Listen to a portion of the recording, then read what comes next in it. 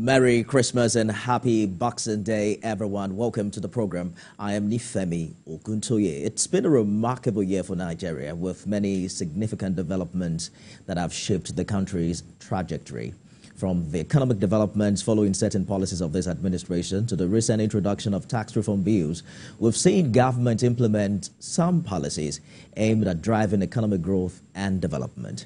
These moves, however, have also sparked controversy and debates about their impact on Nigerians. The security landscape, for instance, has been a major concern, with incidents like the recent airstrike in Sokoto communities highlighting the challenges of military accountability and precision in counter-terrorism efforts. Let's talk about the state of the nation vis-a-vis what has happened in the outgoing year. I'm joined this morning by a three-time lawmaker who is the member representing Ikorodu Federal Constituency, is Chairman, House of Representatives Committee on Defense, Honorable Babajimi Benson. Good morning, Honorable. Good morning. Good morning. Compliments of the season. Compliments of the season to Lagosians and Nigerians. Thank you for joining us. We'll open the phone line sometime later in the show. We probably would like to hear from his constituent members in Ikorodu. What a year it's been for Nigerians, as many continue to grapple with the fallout of policies like the removal of fuel subsidy, how it's impacted on inflation, and indeed quality of many Nigerians. Mr. President himself acknowledged this during his recent media chat. What's your evaluation of how the people have fared in the outgoing year? Thank you very much. All over the world, they say we live in a VUCA world, as it's volatile, it's uncertain, it's complex and ambiguous. Everywhere has been tough this year. There's been wars in many jurisdictions. So the knock-on effect, Nigeria is not an isolated country.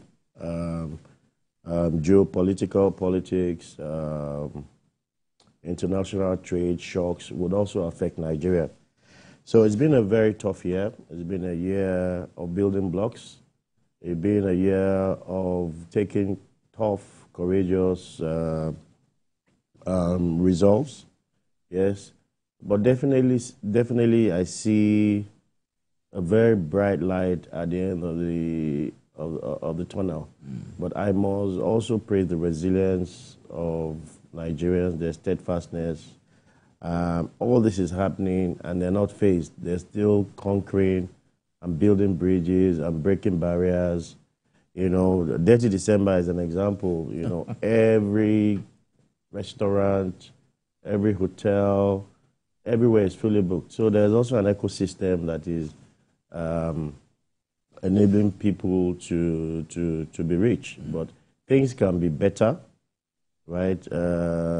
Nigerians are, again, excruciating economic issues are still prevalent, but there's light at the end of the tunnel. But as a lawmaker with oversight responsibility, I'm wondering, would you say government has adequately mitigated the negative effects of its policies in the outgoing year?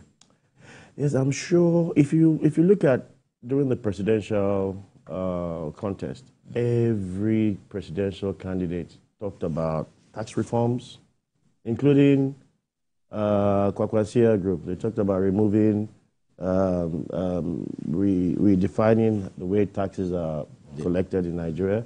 A lot of them talked about removing subsidy. A lot of them talked about unifying the exchange rate. So it's not peculiar to this administration alone. But in mitigating, I'm sure nobody expected the quantum of the knock-on effect of those removals would have added. So I think government could have done a lot better. Now, there's federal, there's states, and the local governments. So I'm going to score federal higher than how I'll score states. Because with the removal of subsidy, a lot of funding was unlocked for states to cushion the effect. Who is closer to the people? It's states, right? And the states should also, the local government too, should live up to expectation. Well, thank God with the new Supreme Court judgment that gives more powers to the local governments. Yeah, so it's also a panacea, it's also a solution. We're witnessing some resistance to that, though. Some saying it will take a complete constitutional review to see it implemented? I don't think so. I mean, I just finished reading a book called The 10 Judgments That Saved India, right? So what it is that Supreme Court's job is to interpret the law. So they interpret the law and say a man is a woman.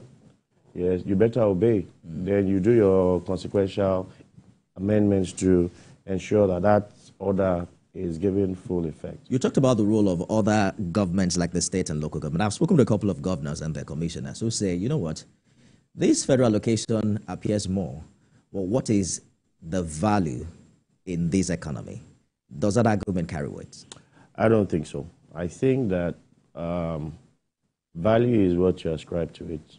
I believe that if you have more than you're getting before, yeah, some things are local, right? So you can diversify, do a lot more agriculture, do a lot more employment, do a lot of the cushion, the things they can use to cushion all this, rather than giving those kind of excuses that things haven't really changed based on the value of the naira.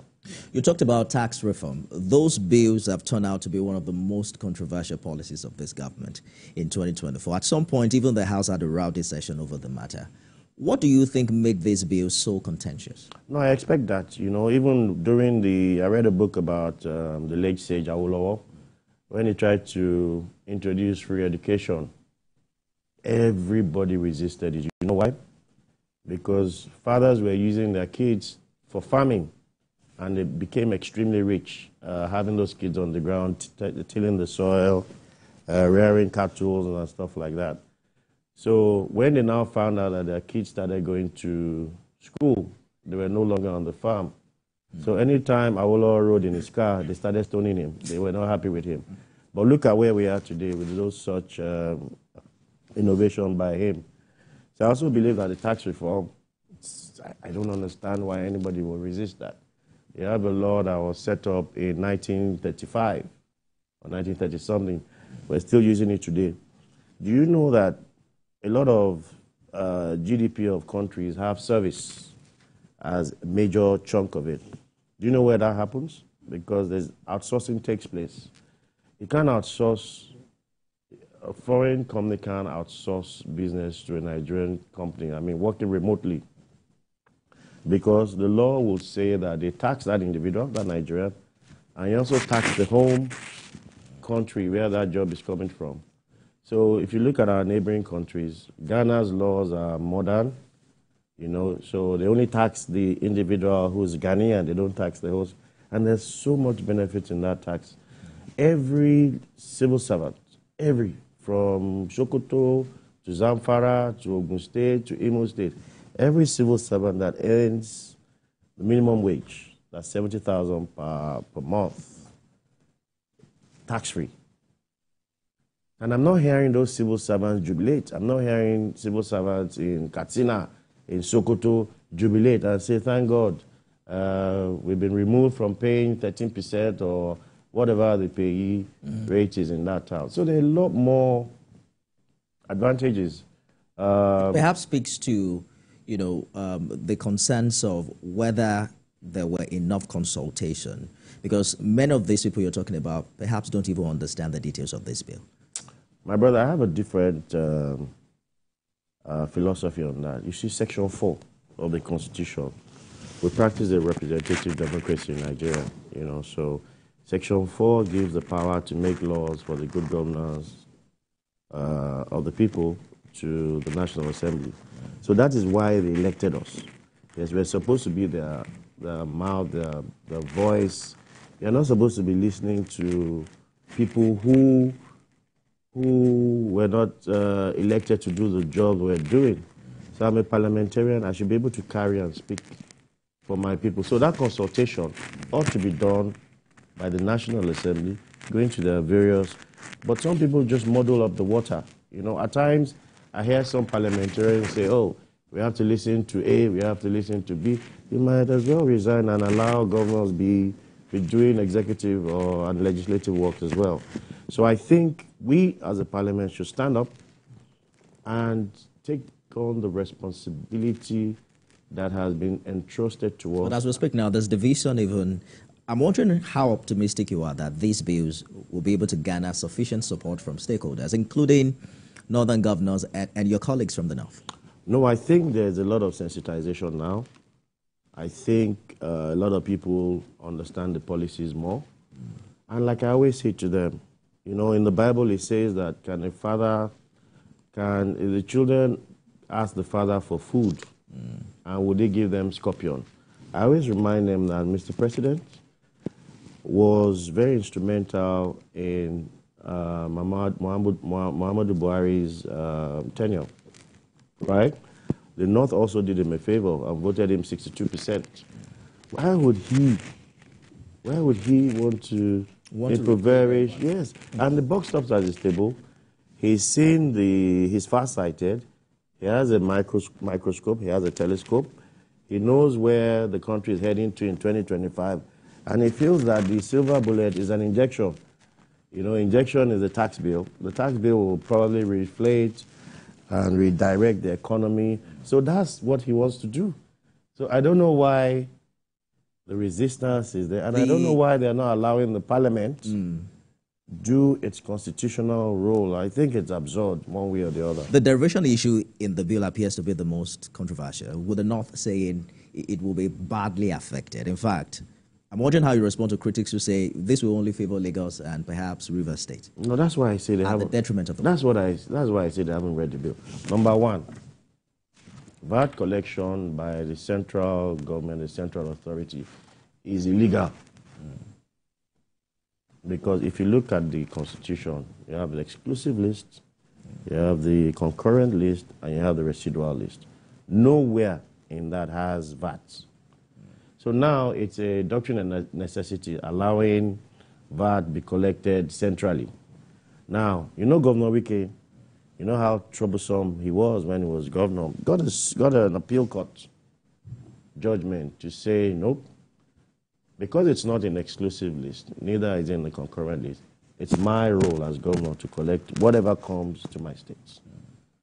Now, the president, I'm sure in his wisdom, sees that the way this case is heading, and we've seen precedent. We saw what happened to the gaming law. You know, it's not. So they said, no, states go and do it. So imagine if that happens. Lagos State will be the most, it will benefit Lagos State the most, right? But the president, in spite of that, is still saying that no, let's ensure that we define this derivative thing and make it balanced so that each state. And I'll tell you what, if you dissect that well, Kano should not be rolling with Zamfara or Yobe. Kano should be saying, Lagos, our populations are the same. Come, let's plan a strategy of how we can ensure that this arrangement stays. But however, we always say that a bill can be dissected, can be panel beated, can be reviewed, can be negotiated. So I don't understand the crying. We can sit down and say, okay, let's change this, let's tweak it this way, let's tweak it that way. And the executive cannot even say, don't touch it. It has never happened before. The Mr. President even emphasized that in his media chat, that is open to negotiations and concessions to address the controversy. But what really is the current status of these bills? At some point, it was reported it has been postponed indefinitely. Yes, so we're going to do the second reading when we resume. We resume on the 14th of January. So it's going to be on the front burner. And I'm sure a lot of my colleagues, very esteemed colleagues, who also have to represent their federal constituency, would have gone home, would have dissected it more, would have consulted more, yes, and they will see some value in the bill. I'm not even saying it's 100% okay, but my own thinking is some parts are okay. Nobody would like us to be governed by a 1930-something, yes? So if it's the VAT issue, if it's the inheritance issue, if it's the consultant issue, which doesn't even exist. So the facts are there to show that, no, it is not as bad as you think. Brothers, let's talk together. And like I always say, the derivative principle whereby the oil-producing states get 13%. We started with 50%. The South was up in arms against the North. The South said 50% or nothing. The North said 5% or nothing. But we all came and we got 13%. Exactly. Same for the host community bill. Yeah, the South people, you know how they are. If you don't do it, we'll blow all the pipelines in Nigeria. You know, but we came here and we agreed on something. So I also pray that the governors, the spiritual leaders, the traditional rulers allow the parliament do its job. So you're two-time chairman of the Defense Committee in the 9th and 10th Assembly. Let's talk about security for a minute. The recent airstrike in 2 Sokoto communities left 10 victims dead. That happened on Wednesday. And that incident has now sparked some form of conflicting accounts between local authorities and the military. So the JTF is saying the airstrike was justified, insisting it targeted Lukarawa terrorists, denying hitting civilian structures. But when the governor visited, he condoled with the victims' families, attended the funeral, and described the incident as a tragic mistake. So this is happening exactly 1 year after the Tudumbiri incident in Kaduna. Does this development bother you?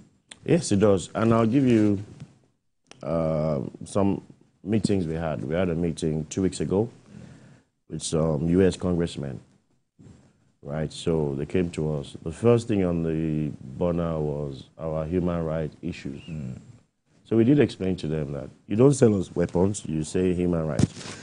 But you also want us to be precise when we're going after terrorists. Now, these terrorists, at times, go out in veils as if they're going for a religious meeting. But the information we get at our end is that, no, they're going to have a meeting on where else to strike. So we do not have enough laser guided weapons, but we try our best to minimize or be very calculating how we deal with those kind of meetings. So we do that, right? There are always mistakes. There are always collateral damage, yes. But what they said they want to see is that every incident that has happened, that has claimed lives, are well documented, and the perpetrators brought the book within the military. You know, so recently I just got a report from the office of the defense headquarters showing us each incident and what has happened. Okay. I've reviewed those documents, yes. I would say 90% I'm satisfied with 90% of what I've read. But the other 10%, they do court martial, they find a way of trying them if they go out of the standard operating procedure of engaging terrorists. And that speaks to the issue of accountability, you know, and the challenge of precision in military operations. So in the Sokoto incidents now, it's hard to know who to believe. When the military is saying something else, and then the governor is confirming that this is indeed an error. Is that priority for your committee, you know, beyond all the meetings you've had? Yes, like I always say, that again, we're going to ask for a detailed report. The governor is father of all, right? So he may not have had 100% briefing from the military guys on ground before he visited. You know, they bury them immediately. So I'm sure when he gets the facts, his views might change a little bit. You recently went on an oversight visit to the Defense Intelligence Agency, and I think the National Defense College. What's your assessment of our operational readiness when it comes to critical institutions, infrastructure, and the challenges you think they're faced with?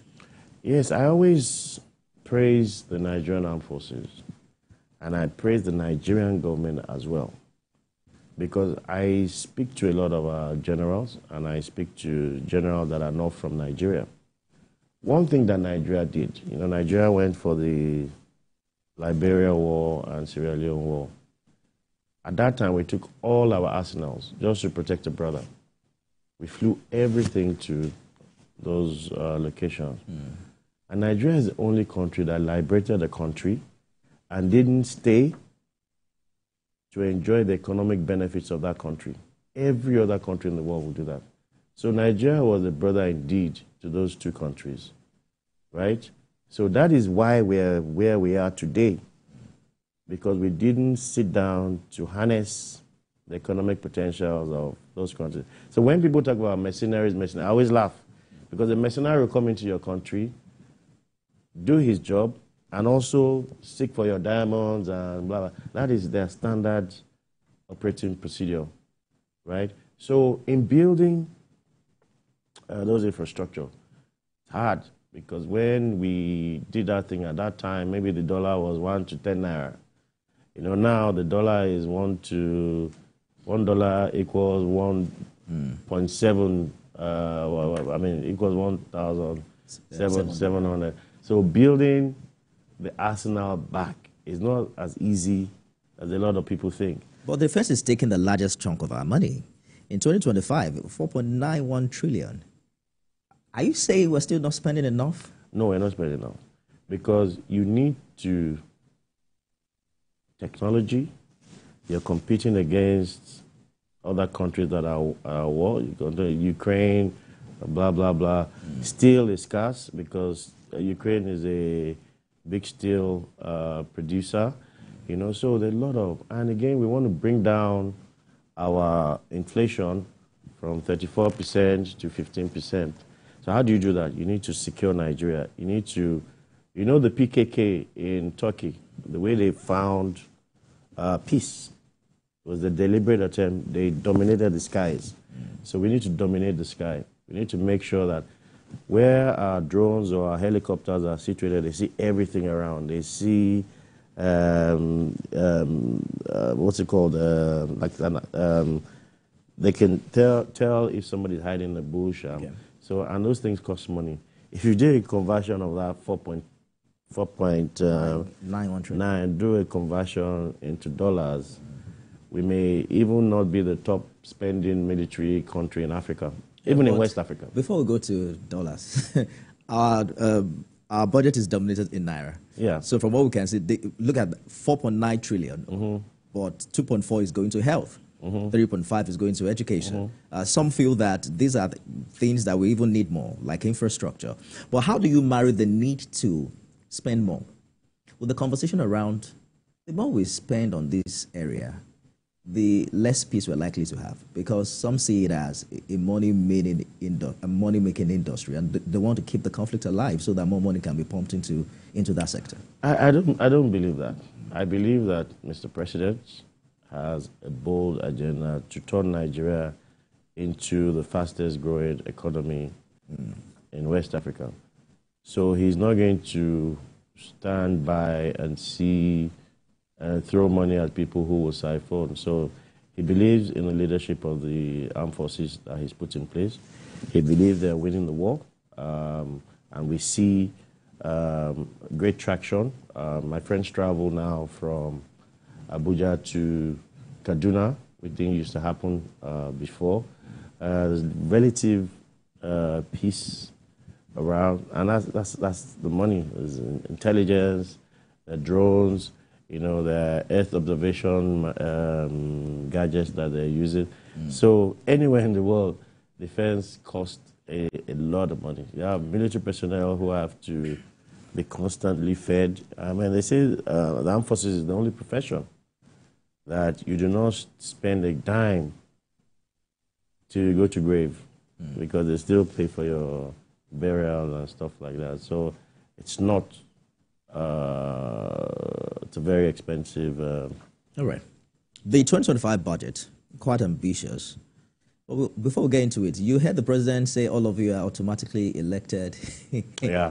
I'm wondering how you reacted to that, because you've been there 3 times. haven't congratulated me. Well, in my mind, I'm thinking you would say, no, I've been there 3 times. Maybe I have bigger fish to fry now. Like what? Which fish? I don't know. I don't you fry tell fish. Me. I don't fry fish. Are you saying I'm a lawmaker. Okay. I'm about rounding up my 2nd term. And I enjoy what I do. I enjoy my people. I call them my beloved people. I'm very grateful to them. I'm grateful to the party. I'm grateful to the president. You understand? So, and I have to finish strong. I have to connect the dots. And I also have to justify something. My federal constituency gave the president the highest votes. In Lagos? No, in Nigeria. Indeed? Yes. And a lot of us are not even proud of that. What's the number? I can't remember, 60-something thousand. It's the highest. Ikorodu Federal, next to Bichi. So I wear that with pride. You understand? And we've done, the federal government has done a bit for us, but in 2025 we're going to be bold. We're going to be asking for bridges and big things like that because we can justify it. Have you started thinking of the next step, or you have made up your mind? Next step for? After 2027, by 2027. No, like I said, I'm barely into my third term. All right. We haven't even done 2 years. All right. So 49.7 trillion naira. And this budget assumes a decline in inflation from 34 to 15%. I've spoken with quite a number of economists who say it will take a miracle. In fact, someone said it will take magic to achieve this. What are your thoughts? I think it's, like I said, Mr. President is bold, he dreams, and it's not out of place to dream because dreams can come to reality when you have the proper strategy. One, so it's related to the amount you've seen as a defense spending. Once you can secure Nigeria, yes, FDIs are coming. You have 220 million people, 70% of them are youthful. There'll be bumper harvest. Yes, if you see what the governor of Niger is doing, the president says he's ordered 2,000 tractors. I sponsored a bill for the armed forces, farms and ranches. Yes, you're good. You know what? The armed forces, when they get into something, right, you're going to see silos full of food, right? So once there's food, then Dangote miracle, Dangote has come. We now have abundance of PMS that are locally refined. We have energy. Then the forex that we use to import will go down. Food imports will go down because we'll be producing locally. You know, so I think that it is not as crazy as people think. I think it's possible. You know, I remember the president's first time in Lagos. The first year, everybody wrote him off. Second year, they almost wrote him off. But, you know, he started to rise and rise and rise. Again, momentum. So I've seen the same semblance of that here. We're going to go on a short break, but is Uche still on the line from Inewi? Good morning, Uche. Are you there? Yeah, I'm here. All right, you have 1 minute. Please go ahead with your contribution. All right. Olufemi, good morning. Good morning. Good morning, Honorable. Good morning, sir. Yeah, my name is Uche. I'm calling from Navy. I heard the Honorable saying that there will always be mistakes. There will always be collateral damages. I don't think I agree with him because we are in 21st century where technology is the in thing now. So before you can say you want to, okay, all these drones that we're talking about, where are they? And the Honorable is saying that the money that was voted is not enough, but we have been voting in billions of naira, of dollars in this fight against insurgency, fight against terrorism. All these years, not even for this 2025 budget I'm talking about. All these years we have been voting, and it has been taking the chunk of the money. Education is, has been left there. The education sector, the health sector, which I am sure that my Honorable knows that if those people that are into terrorism, most of them are educated. Money is in the pockets of the government, so education will not be left out. And I also understand what you're saying. The local government autonomy as well would also put a lot of money into the hands of the local government chairman, and they will be able to ramp up education within their various geographical spreads. All right. We'll take a short break now. When we return, we'll take a look at some of the bills the Honorable member has sponsored and turn attention to his constituency in Ikorodu. Perhaps we can hear from quite a number of them also in the course of the program. Stay with us, everyone.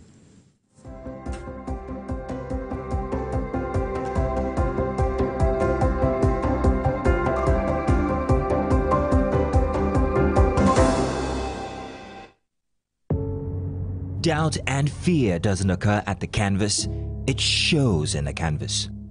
It shows the conation of raw earthen material slabbed, stroked and molded at a pace provided by the doubt and fear. Every move way in the struggle of one to the other, merging the past to the present, brushstrokes of colors seen but not known. For when the wailing stops, the pieces settle down in abject beauty erected for a century of a century.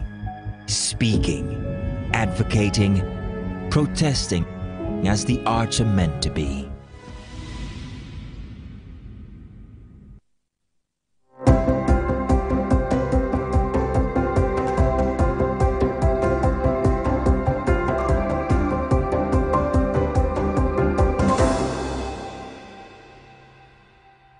Thanks for staying with us, everyone. I'm here in the studio with Honorable Babajimi Benson, member representing Ikorodu Federal Constituency, and is the Chairman House of Reps Committee on Defense. Honorable, thank you for staying the course on the program. Thank you. So barely a month into the 10th Assembly, you sponsored the Electricity Act Amendment Bill. That has been passed into law now. Yes. Right. Passed, yeah. Are you following up with the implementation? Because part of it has to, I think it's proposing direct payment of 5% of revenue from GENCOs to host communities. What is the state of implementation and what benefits do you think Nigerians will get from it?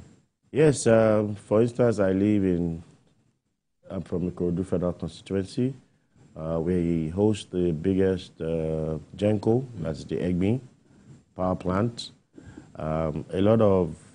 It's good, it's brought a lot of benefits to the community and to Nigeria at large.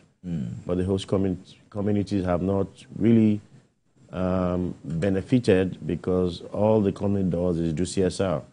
But now we're trying to codify it and make it a law for them to domicile 5% of the preceding year's expenditure in the community. Okay. So we're going to start, I'm going to host a town hall meeting pretty soon, draw stakeholders on how to ensure that the money is paid. And the good thing about the law, again, is that it allows the host community appoint a trustee company to manage the funds that will be provided in pursuit of infrastructural development.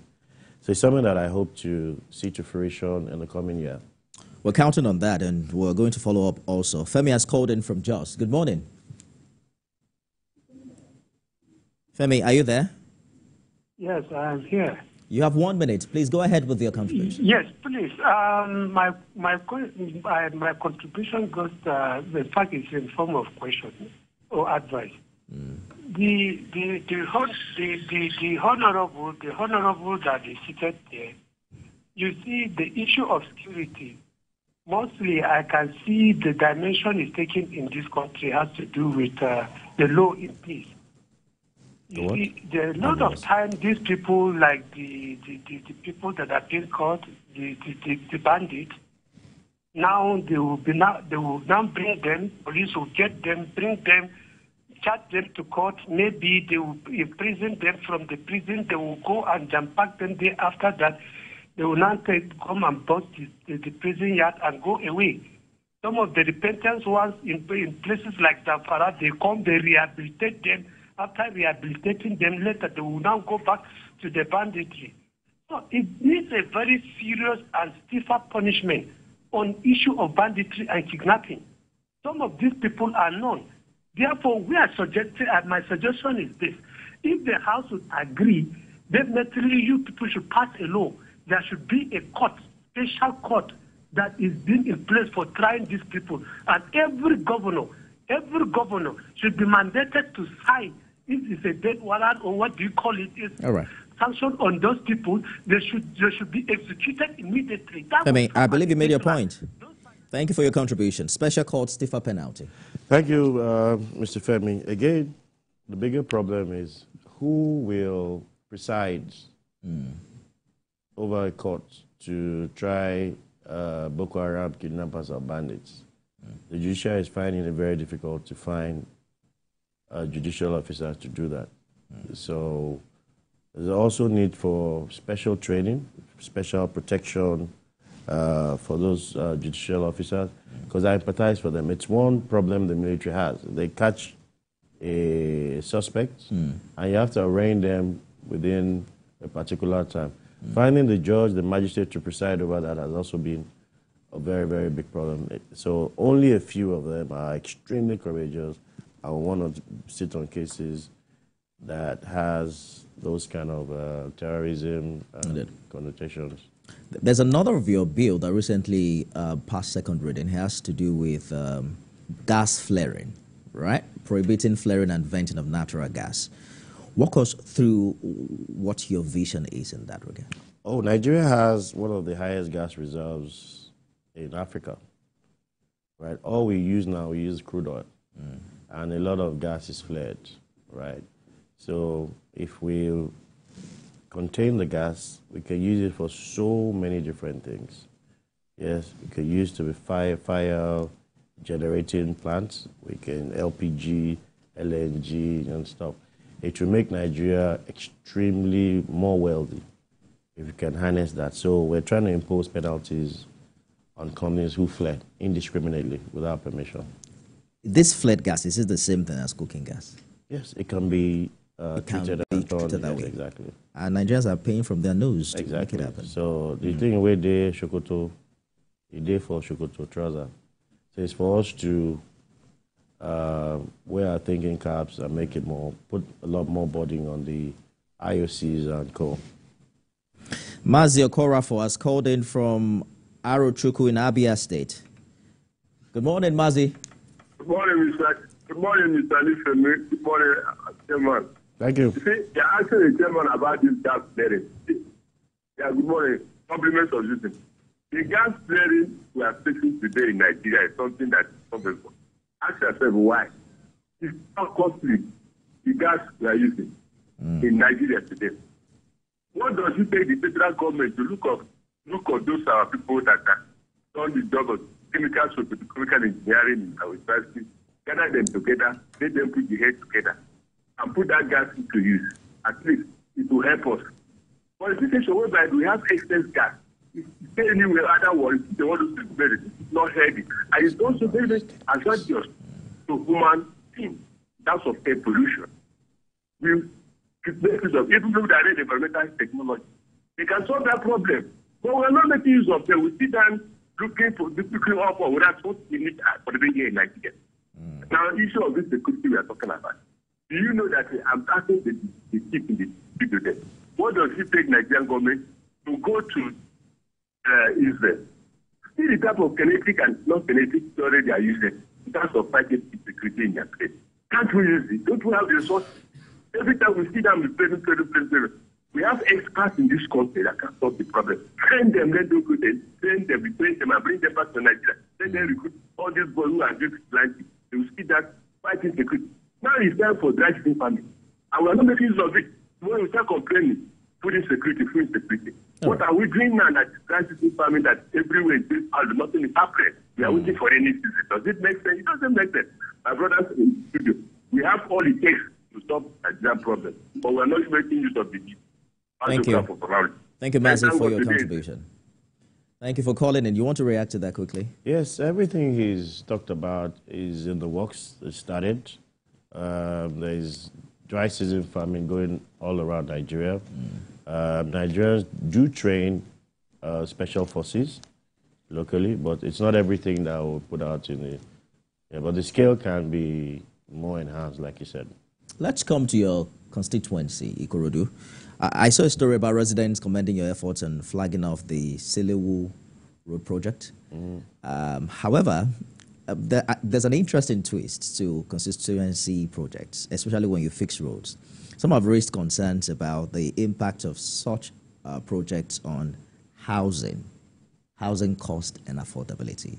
You fix a road and then landlords just indiscriminately increase rent in those areas. Mr. President recently said he doesn't believe in price control. But how do you fix this problem? Because on one hand, you're fixing the problem. On the other hand, the residents are saying, hello, what's happening here? Very, very good question. So I always say, firstly, that a constituency is rich if it has a good network of roads. Then travel time will be cut short, and getting stuck in traffic also has health implications. You know, so fixing of road is not a bad thing. It's really, really good. And with grace of God, Mr. President, we've been able to attract over 70 roads in my federal constituency, right? Yes, but I do recognize the fact that with that comes development, and with development comes increase in rents, you know, so... You say 70 roads? Yeah, over 70 roads. In a period of how many years? In a period of this 8 plus 2, about 10 years. 10 years. Yeah, I've been able to, yeah. Interesting. Yeah. George has called in from Ikeja. Good morning. Good morning, Nifemi. Good morning, sir. Good morning to the Honorable. Good morning, sir. The Honorable said, I want to thank him in the first place for the bill he sponsored on electricity regulation. I think Lagos State is already applying it, and it will go a long way in bringing some changes to that sector. But he said two things that caught my attention, one on security, the other one on the value of the Naira. On security, listen, you pointed out that the governor visited the scene of incident and participated in the burial of the victims. And the Honorable said that because the governor is not yet well informed, that is why there is contradiction between what the military is saying and what the situation on the ground is. Death is death. Some people have died as a result of that incident. And the governor has seen it. What can be more true than that? I think the Honorable will do us a favor as a lawmaker to help us build our military in the right way. Mistakes are normal. When you make mistakes, own up, then you make efforts to correct it, but denying it doesn't help matter. I am thinking along the same line with Mazio Korabo on security. I think if our military, as we know them to be well equipped today, they can handle this banditry and kidnapping and exterminate it in 6 months. But it seems to become a business. It seems to have become a business, an unending one for that matter. So please help us to, ensure that we bring an end to this menace that has become something that is not ending. Every year, the budget is being doubled and the result is less than the money we're spending. All right. Thank you. You talked about value. For me, there are economists, and economists will tell you that money is nothing for what it can buy. If you are spending so much money and the value you get from the money is not much, what is the benefit of size of money? I think we should concentrate more on what the money can give us than just amount of money. We should pay more attention to the value that the money can give us. No time to talk in details on this subject. But I know the Honorable knows what I'm talking about. Thank you, Mr. George, for your contribution. Two issues there. Did you actually say Mr. Governor wasn't well briefed about this? So what I tried to say was that you said there are conflicting reports on both. And you said that the governor attended the burial. Yeah. So I said... And acknowledged that it was a mistake. Yes, exactly. And I said burials, when it's Muslim, they do them almost immediately. So I said maybe they haven't really interacted together to find out what it... But above all, we commiserate with the families of the deceased, and we pray they rest in perfect peace. Absolutely. So your town hall meeting, some have highlighted it as, I think I read it somewhere where they say it's a beacon of hope. Maybe they are patronizing you, I don't know, for your constituents. But share with us about these gatherings and how they have helped you to connect with the community and address their concerns? It's I call them my beloved constituents. They've been 100% with me. They've been supportive. Like we had the highest votes for Mr. President. You said that earlier. We had almost the highest vote for Mr. Governor as well. Okay. So if people are dedicated and they are committed to you, so I have to also there's also a reverse thing. I also have to show dedication. I have to inform them. I have to be guided by them. So we try to do that every quarter. So we all come together. We talk about the state of play, what's going on in Nigeria, how things can be better, what they should look up for. Hold on for a minute, Honorable. I'm interested in this call. This is Shokwito from Ikorodu. Good morning, Mr. Shokwito. Good morning, sir. You have 1 minute. Please go ahead with a contribution. Okay, thank you. Good morning, sir. My special thanks to the anchor of this morning on TVC, and a very special thanks to Honorable Babajimi Benson, the member House of Rep representing my area constituency, Ikorodu. And we really commend the effort of having him online. I want to make two contributions. Number one, I really want to, applaud the efforts of the House of Rep Committee on Defense on such a very good security apparatus that you have in place on most fishing communities in the northern part of the country. It has always been a very troubling situation in most of those fishing communities in the north, particularly. But since assuming the through of becoming the Chairman Committee of Defense, it's been a great change and improvement in the state of security on our fishing coastline in the country. And it's such a very good one. I just want to commend the good oversight efforts of Babajimi Benson on, ensuring a very secure fishing endeavors on our coastal line. And I really want to appeal to him to intensify, to let the Nigerian security apparatus intensify more security efforts on our coastal line. In doing so, it will help to bring down food scarcity, particularly in the area of fishing, and getting the country very well fed. And that's a very good one. And I will implore the Honorable Babajimi Benson to let the security features in the country intensify more effort in securing, our coastline, particularly, like I said, for the fishing activities and being able to meet up with the food security in the country. And I want to seize this opportunity to thank Honorable Babajimi Benson for the good work he has been doing in the Ikorodu Federal constituency. We, his constituents, are very, very proud of him, and we urge him to, do more better, and God willing, God will lead you to more greater heights beyond where you are at the moment. All right. And, Mr. Shokwito, that's your time. I gave you more time because you're calling from Ikorodu. But you started patronizing your House of Reps member. Do you want to respond a minute? Yeah, the coastal line, I had a meeting with the NSA a couple of weeks ago, and he did say that the easiest way to handle that is Nigeria is trying to have a global UN law that prohibits other countries from fishing within the coastal line, because out there it's we call it ungovernable spaces, so you can be somewhere in the continental shelf and fish within another country's continent, so there's no law against it, except we set up a convention which he says is working critically at attaining. What are your thoughts on the future of Ikorodu? What legacies do you hope to leave as a representative? Thank you very much for that question. In the days of yore, Ikorodu used to dictate everything that happens in Lagos. We had the most PAMSECs, we had the most socialites, we had the most senior advocates of Nigeria. It was a commercial and entrepreneurial powerhouse.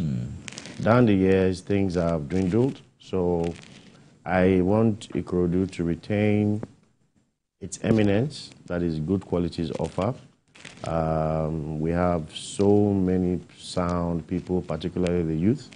I belong to over 80 WhatsApp groups. They constantly put me on my toes. Ikorodu has 3 universities, seaports. It houses the largest power plant in Nigeria. It's the apex of the political group. There are bands of means and caliber.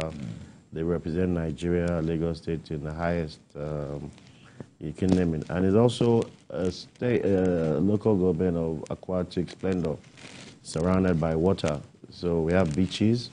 So it has a huge potential. And I say that if Ikorodu sneezes, Lagos will catch cold, because most of the workers, I'm sure even within TVC, half of your workers live in Ikorodu. So I'll have to do that research. Do the research. Yeah. John has called in from Ijede. Good morning, John. You're our last caller. Are you still there? I'm there. All right, you have 1 minute. Please go ahead. Okay. Good morning, Honorable Benson. Good morning. I'm calling from Ijede in Ikorodu. My name is John.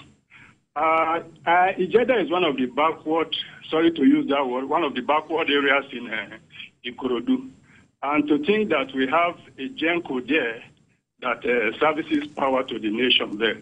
Now, I want to comment on just 3 things briefly. The road to Ijede. That road, the governor did it to a certain point at Berigbe Junction. But from Berigbe Junction to that GENCO area, those roads is terribly bad, and it needs to be looked into. Secondly, the people of Ijede, they mostly are using these mini transformers. I understand the federal government is in charge of those mini transformers. But as I'm speaking to you, we only have light minimum or maximum of 5 hours on a daily basis. Sometimes we don't have at all. And when you complain, they say it's a federal government project. So I want you to look into that area. Then finally, your town hall meetings, communication towards town hall meetings. We hardly know when it comes up and then when they do these town hall meetings. Then we want to know which particular area your constituency office is, so that other complaints can be laid there that you can take action on. Well done for your good work. I appreciate you. Thank you. Thank you so much for your contribution, John. Ijede people want you, Honorable. They already have me. We're constructing a 4.5-kilometer road there that should be completed in a month. The Egmi power plant, we discussed about this bill we just made, and Ijede feels me already. But how do you address specific questions? Yeah, that's what I said. The road he's talking about, yes, the state government, they're overstretched. You know, you have 57 local governments in Lagos, yes. They're doing their best. You say 57. I thought is... yeah, we have 57 with the Supreme Court's judgment, I mean, that has... Yeah, we'll find a way around that to make it a win-win for everybody. So Ijede already feels our presence. My constituency office, I'm sure it's on Ikorodu, Igbogbo Road. You know, next to Sholebo Estate, so somewhere he can easily get to. Thank you so much, Honorable, for joining us on the program this morning. 3-time lawmaker, member representing Ikorodu Federal Constituency, Chairman, House of Representatives, Committee on Defense, Honorable Babajimi Benson. Thank you. Thank you very much. And compliments of the season to you. Time flies. Absolutely. We've done almost an hour. Wow. Thank you for being a part of the show as well. We'll repeat it again 4 a.m. tomorrow. So in case you missed it, you can watch it all over again. Remember to follow us online at TVC News NG and at Nifemi Oguntoye. See you again tomorrow.